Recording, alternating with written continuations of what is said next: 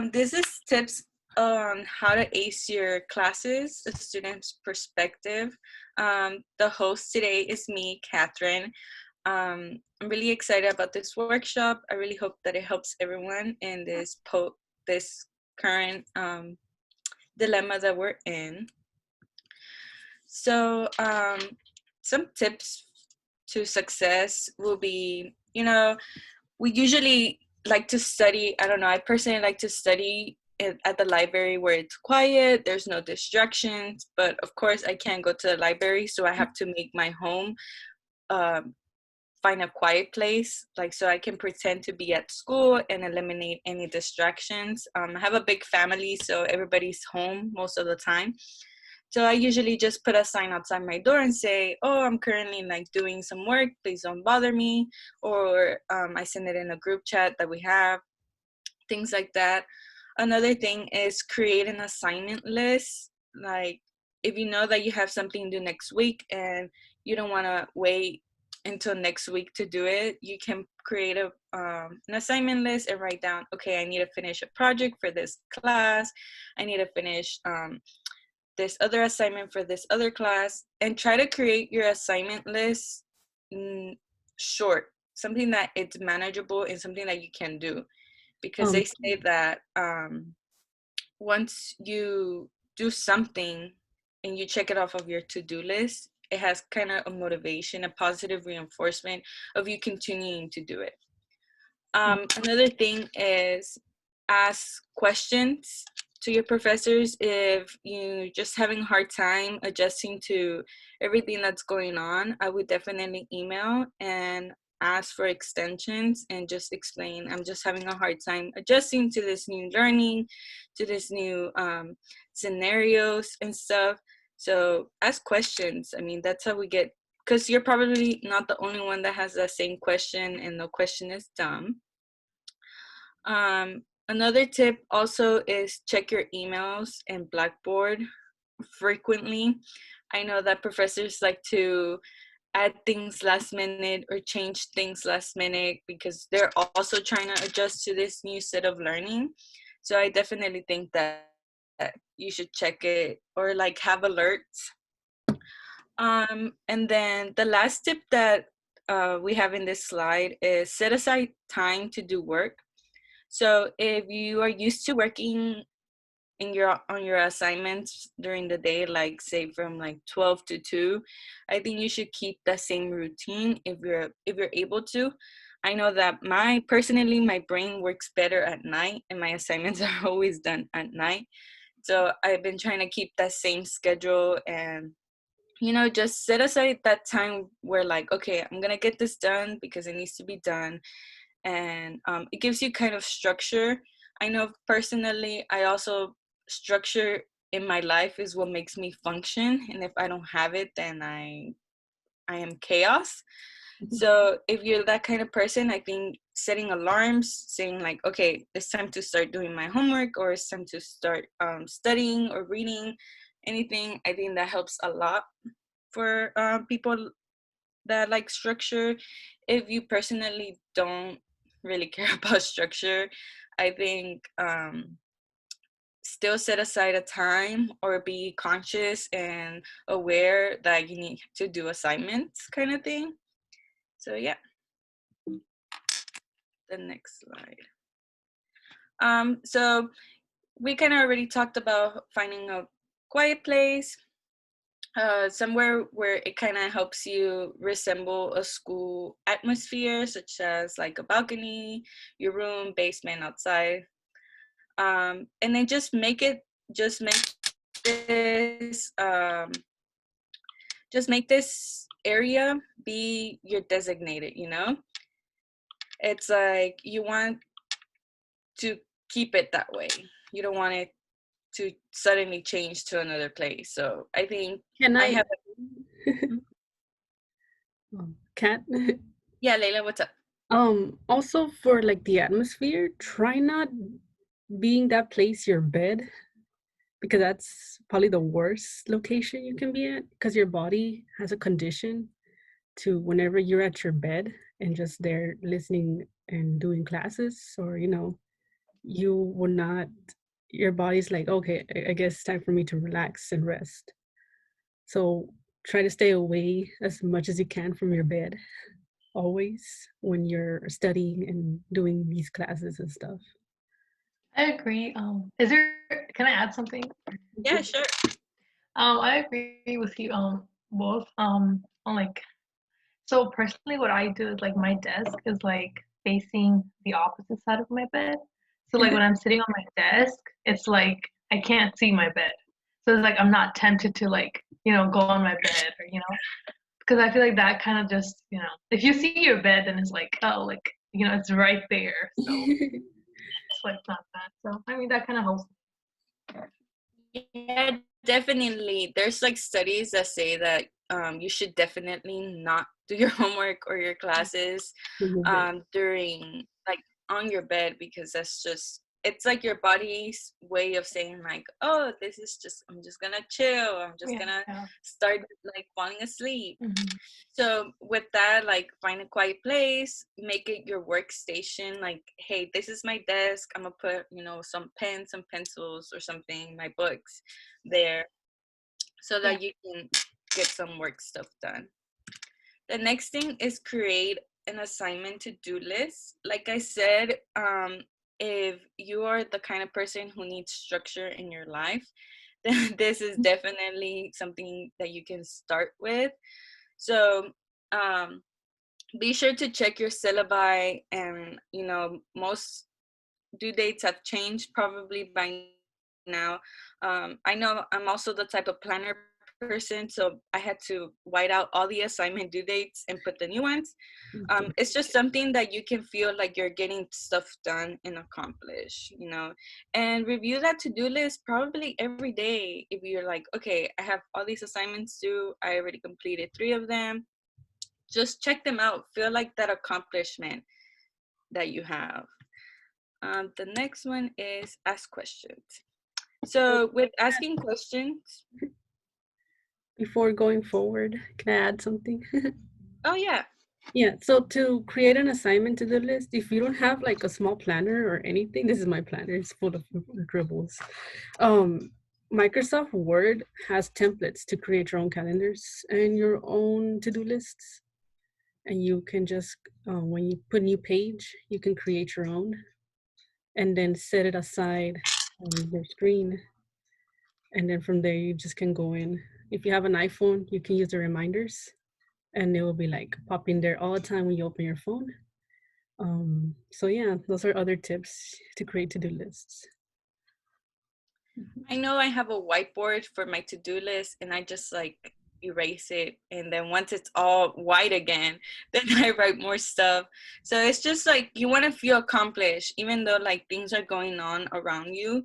You want to feel like you're still doing stuff, and you're like, school is something that you can control. So yeah, on to the next. Ask questions. Definitely, this is something you should always do. Ask questions if you don't understand something. It's like, I know I know I'm kind of like shy with professors of asking questions and stuff, but especially around this time, like if you're confused and you're not good at learning online, and it's not like your style of learning, and you still don't understand something, please ask for clarification, please. It's something that you should just do, because professors can't read minds, so they don't know what you understand or don't understand. So definitely I think you should ask questions. If you need extensions because your work is just something that, like, I know there's students who work at grocery stores or and are essential workers, and they're just giving you hours, hours, hours, and hours.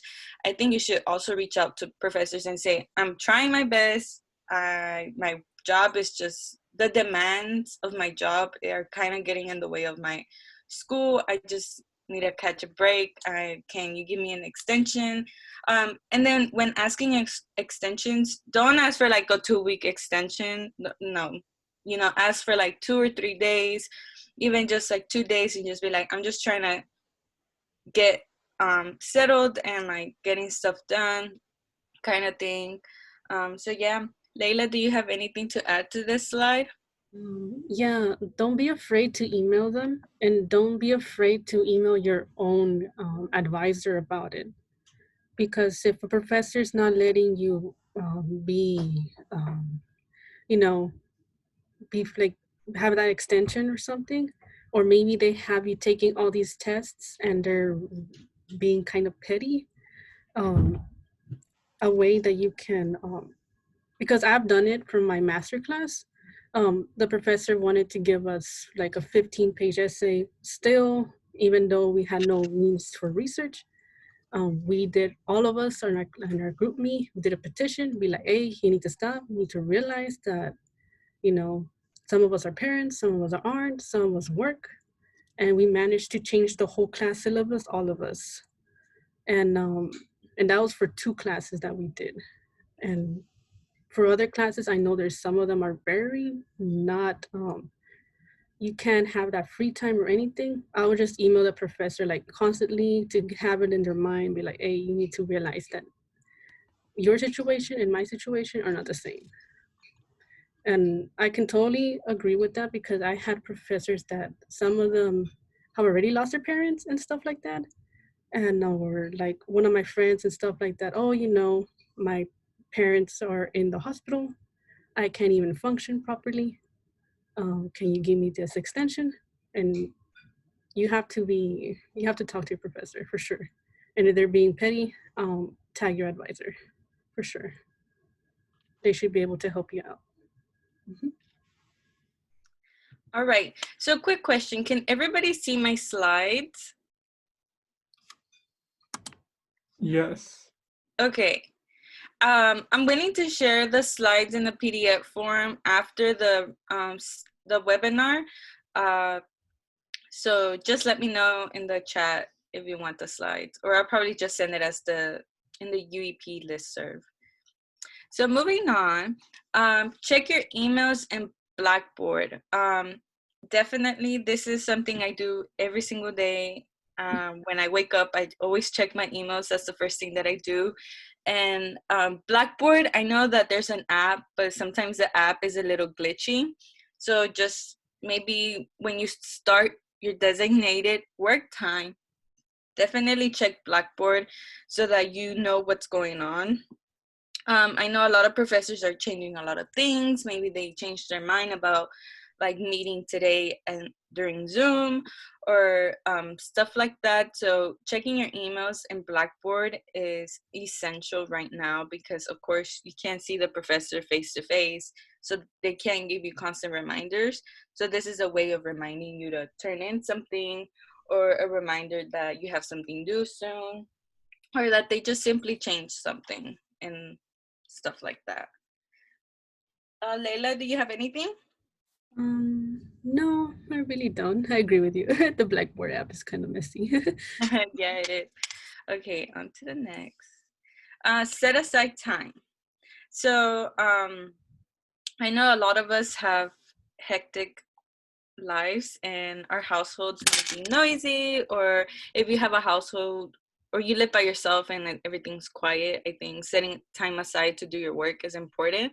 So I think something that helps with this, like I said, was alarms. I have alarms for everything: when I need to clock in, when I need to clock out, my lunchtime, when I need to sign in to go to a class and stuff. So it's important for you to have reminders and like just set that time aside. Like that's the key point because if you don't, then like I said, people who don't like structure, I don't know how you guys do it because I couldn't. My life is all about structure, so I know that this helps a lot and it gets me to do things, and that's what we want. We want to get stuff done. um so yeah, anything you want to add, Layla? For time structure, I kind of have a messy structure, only because it changes day by day.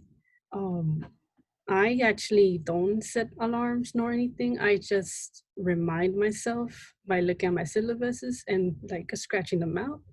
Be like, okay, I read this 15-page essay, I read this 30 pages. Can I read these 30 pages in 1 hour? That's my goal. I'll do that. And that's kind of things that I do.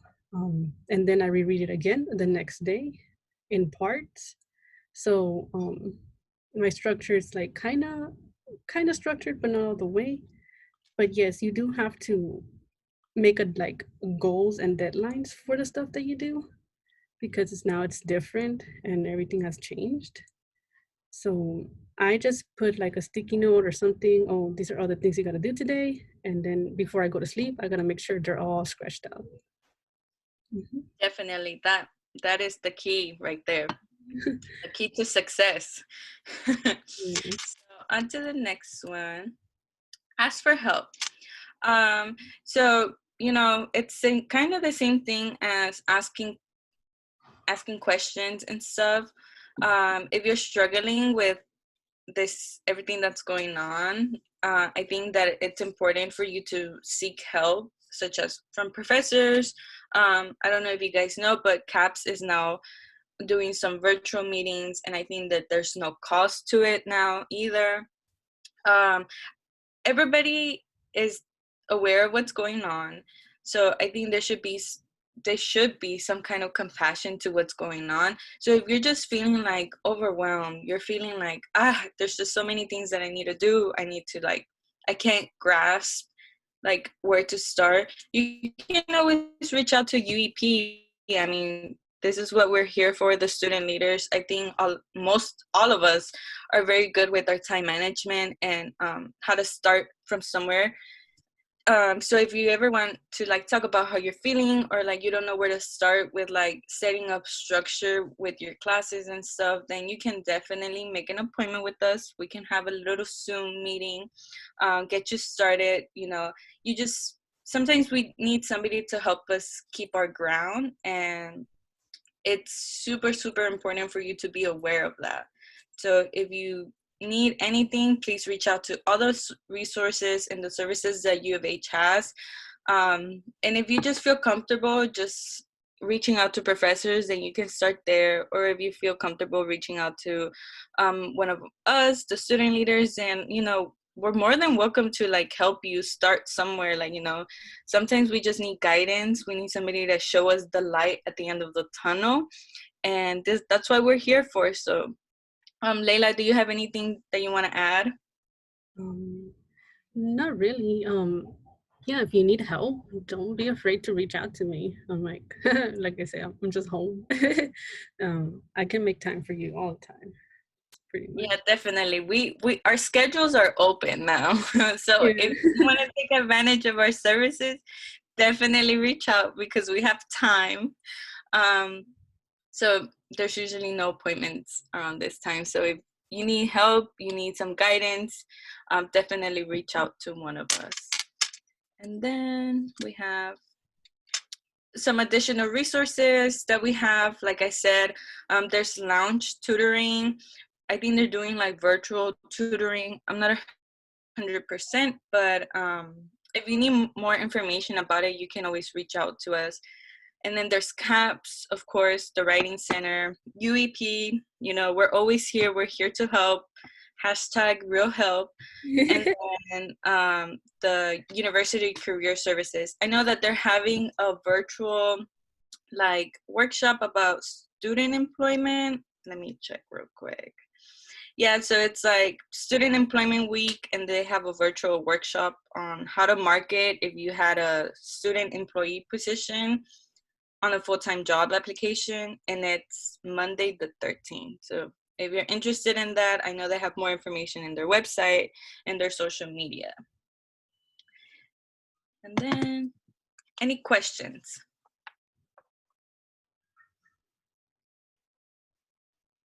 Like any questions about like anything you can think of or have any concerns or stuff? Quick question. Mhm. So I'm having trouble picking like a minor that I want to do because I want to do something that's interesting, but as a pre-med student, I also don't want to pick something that's going to increase the workload to the point where I won't be able to focus on the classes in my major or reduce my GPA significantly. So are there any suggestions y'all have in terms of any specific minors, or if I could take specific summer courses to fill up the things? I think it just depends on what you're interested in. I'm also a pre-med student and my minor is in psychology. I really enjoyed it. I took some classes that were not science and it was kind of like a break from the workload. So you can look into psychology. You can also look into like health. I think the health minor is also pretty laid back and you can take most of the classes online and during the summer. So I think you should look into that too. But it just all depends on what you're interested in. I'm not sure what you're interested in, but if you want to talk about it more, you're more than welcome to book an appointment and we can kind of, go through the minors and see what the workload is Okay. and stuff like that. Thank you. Does anybody else have any questions?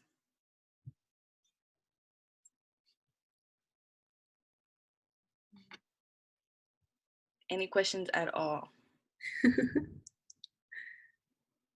Yes, Miss Kobe, you raised your hand. Hi guys, great presentation. I just wanted to remind you to make sure that you make note of who's in the presentation so that if they end up applying for one of our UEP scholarships, this can count towards their program participation. Okay. I would take a screenshot.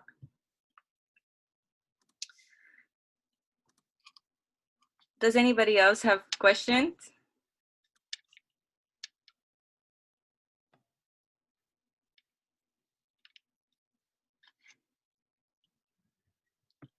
Guess not. All right then. So if there's no more questions, So something in the Marisol chat. asked, any other study tips or methods? Um, That's a good question. It just all depends on how you learn. Honestly, I'm more of a visual learner, so I just rewrite everything. So during how I do it is that I go to class and I take lecture notes, and then a couple of hours later, I rewrite my lecture notes and what the professor said that was important. And then I make it into a one page. Like I try to rewrite my notes into just one page.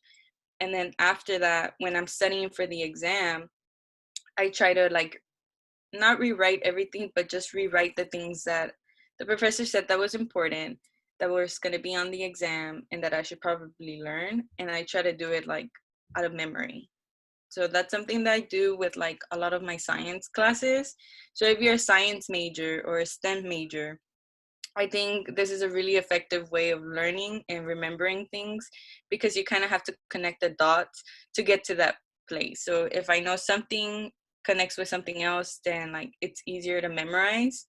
So you can do that. I think another studying tip is just keeping up with your work and just going to class. Just go to class. I know that going to virtual class is kind of difficult because most classes are recorded and stuff, but just go to class, and then if you didn't understand anything, you have the recording to rehear that certain part that you didn't understand, and just like you gotta make your notes make sense. Like write them if you're writing them to somebody who has no clue what this is, kind of deal. What about you, Layla? You have any tips? yeah, like I'm not a science person, the least person. I have to read a bunch of stuff and write essays. Um, a tip on that is that I read the first sentence of each paragraph of the essay. So if it's a book, let's say like me, I had to read like 200 pages by this Wednesday. I only read the first sentences of each paragraph and then tried to summarize it at the best if I could. And then from there, I started writing the essay. And then I went back again to read the whole thing at the certain time frame I have. It's like a time crunch I put myself into. That's a studying tip if you write essays. And then, for example, like a test and stuff, I do the same thing as Kat, rewrite the things that the professor told me to study in one page on my own words. And yeah, If I don't understand what something or somebody was writing, or I usually go to Google Scholar and look what other people have written about that person. That's another hidden tip I've used. Oh, okay. Oh, Marquez, you have a tip for everyone that you want to say? I do. Real quick, Marquez Jones. I'm an intern with UEP, grad student. So one tip that I use, I know a lot of professors typically give practice exams, especially if you're like a business major or arts and science or something like that. So kind of what Kat was saying, but with those practice exams, make sure that you're taking them and not looking at the answers for the practice. Yes, not looking at the answers for the practice exams. And every time you get something wrong after you complete the entire exam, you mark it in red, right? So you can see what you're needing to focus on a little bit more, and then continuously take that over and over again until you have no more red in your practice exam. So you can take it fluently without going back, without looking at the answers before you even finish it. So make sure that you know the content from the back of your hand, essentially. Just making sure that there's no more red. Make sure that you know each and every question and each concept of each question. Any more tips? Anything else? Any questions? Miss Kobe. Another tip that I have is to find time in there to take a break. Sometimes it's okay to actually uproot yourself from your normal spot and go sit outside and get some fresh air. Sitting inside all day can be kind of dreary and lonely and kind of send you into some places that we don't normally like to be or want to be. So if you're a person that is used to having a schedule that involves you going outside, even if that just means leaving the house and going to campus and walking to class, try to take some time in there in your normal schedule and routine and take a 5-minute walk. The amount of time it would normally take you to walk from the parking lot to class, try to take a walk equal to that time so that your muscle memory kind of stays the same or starts to come back if you haven't really been that active. That way your body and mind are on one accord, and it can help your mind once you're into the zone of in your online class session to really be on the same track as if you were actually on campus.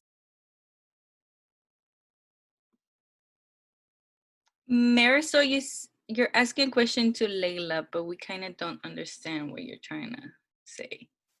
Can you clarify?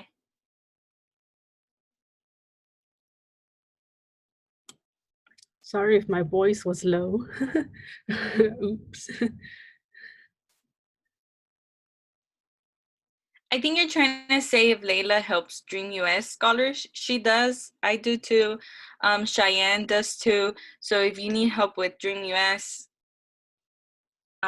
we're here to help. So is there any more questions? I have one last tip. I know a lot of you have assigned readings because this is virtual now, or you probably already did. So if there is she asked a question there. Let me finish this real quick. If there is like an assigned reading and you have a lot of distractions in your home, say your family is talking or your animals are, barking or whatever it may be, read it out loud.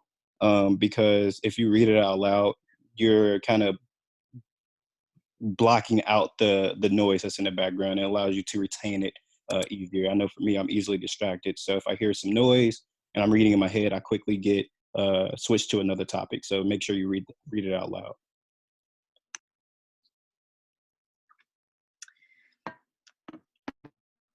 Did you say us?